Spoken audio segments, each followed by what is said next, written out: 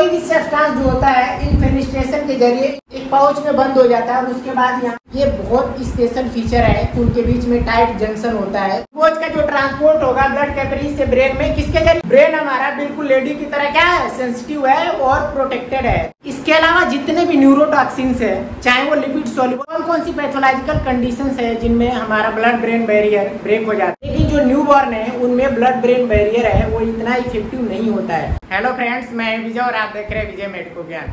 आज के इस वीडियो में हम लोग बात करने वाले हैं ब्लड ब्रेन बैरियर के बारे में।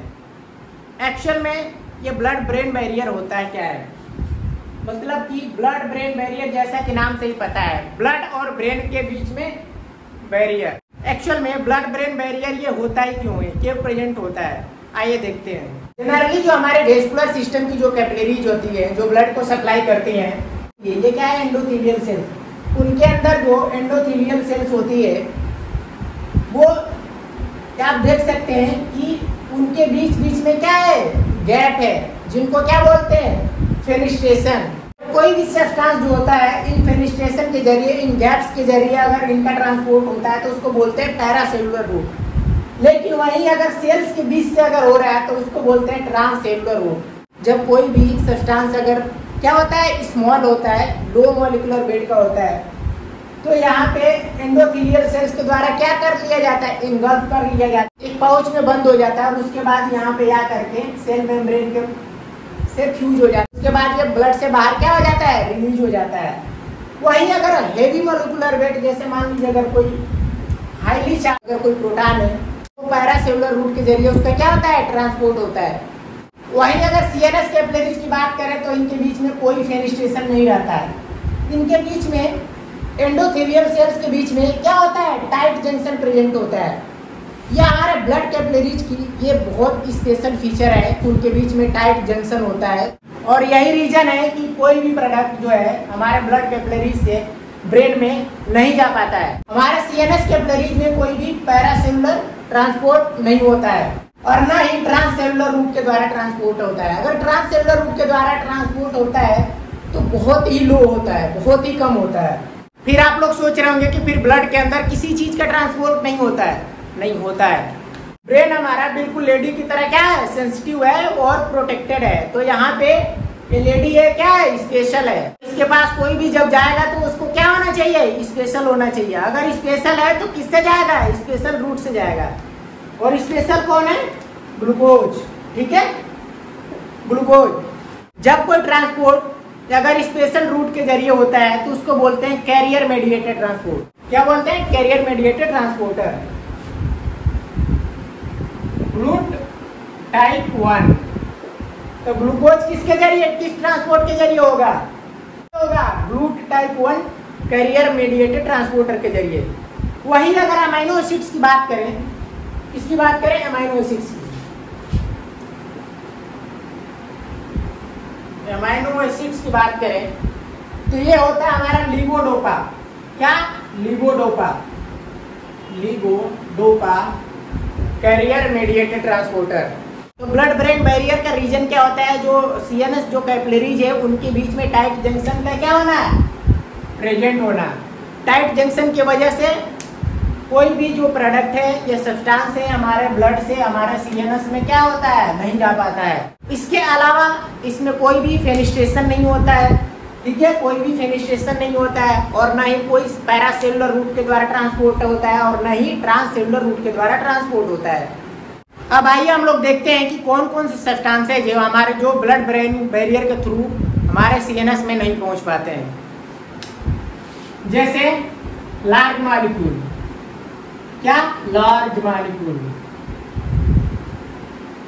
मॉलिक्यूल, जैसे प्लाज्मा प्रोटीन, ठीक है, क्या है, प्लाज्मा प्रोटीन।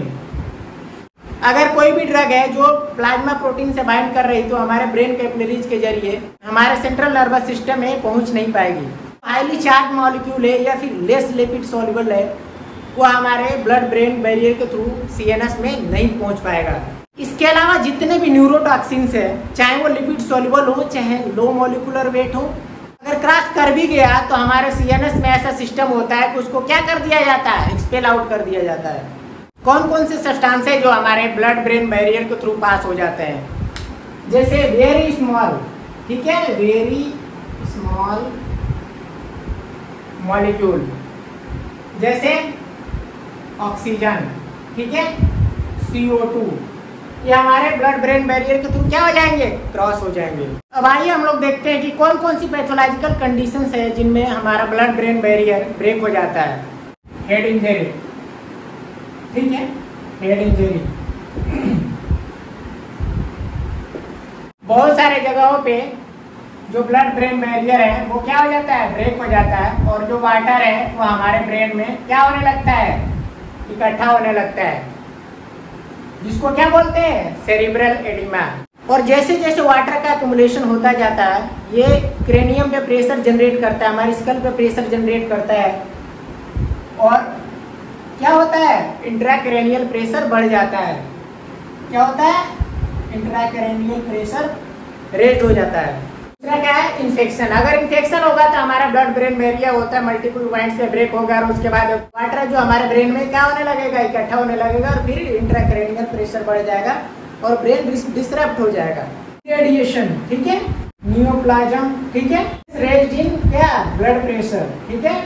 अगर बहुत ज्यादा अगर ब्लड प्रेशर बढ़ जाता है तो वैसे ही फिर हमारे ब्लड ब्रेन बैरियर में क्या हो जाएगा, प्रेशर जनरेट होगा, और वो मल्टीपल पॉइंट से क्या हो जाएगा, ब्रेक हो जाएगा, और वाटर का एक्युमुलेशन होगा, जिससे क्या बोलते हैं, हाइपरटेंसिव इंसेफेलोपैथी।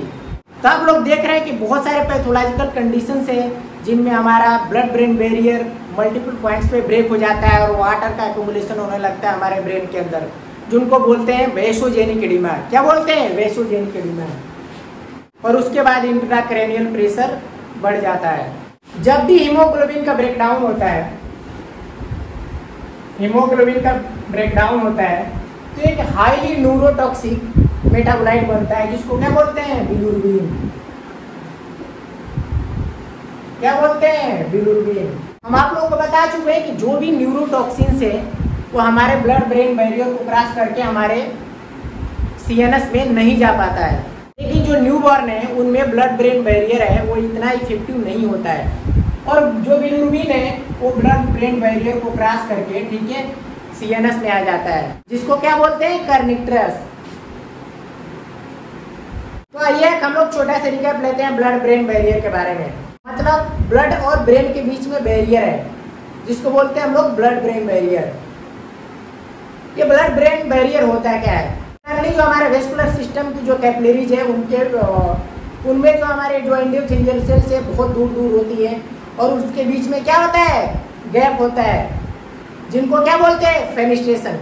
जब भी कोई सब्सटेंस है, अगर कोई स्मॉल मॉलिक्यूल है तो हमारे ट्रांससेलुलर रूट के द्वारा ट्रांसपोर्ट होता है। जब कोई ट्रांसपोर्ट अगर सेल्स के बीच से होता है तो उसको बोलते हैं ट्रांससाइटोटिक वेस्कुलर ट्रांसपोर्ट। वहीं अगर कोई ट्रांसपोर्ट अगर गैप्स के बीच से हो रहा है तो उसको बोलते हैं पैरासेलुलर ट्रांसपोर्ट। वहीं आप लोगों ने देखा कि जो हमारी CNS कैपिलरीज है उनके बीच में जो एंडोथेलियल सेल्स हैं वो बहुत पास होती हैं, और उनके बीच में टाइट जंक्शन प्रेजेंट होता है, और कोई भी पैरासेलुलर रूट ट्रांसपोर्ट नहीं होता है, और न ही ट्रांससेलुलर रूट ट्रांसपोर्ट होता है।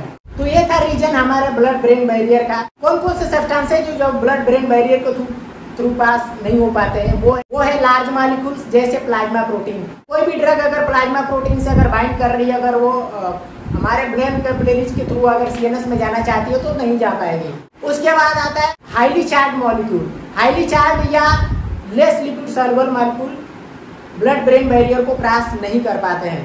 अब कौन कौन से सब्सटेंस है जो ब्लड ब्रेन बैरियर को क्रॉस कर पाते हैं, वेरी स्मॉल मॉलिक्यूल और lipid soluble molecule blood brain barrier को क्या कर जाते हैं, क्रॉस कर जाते हैं। आप लोगों ने देखा कि बहुत सारे पैथोलॉजिकल कंडीशंस है, जैसे हेड इंजरी है, इरिटेशन है, इन्फेक्शन है, इन्फ्लामेशन है, प्लाज्मा है।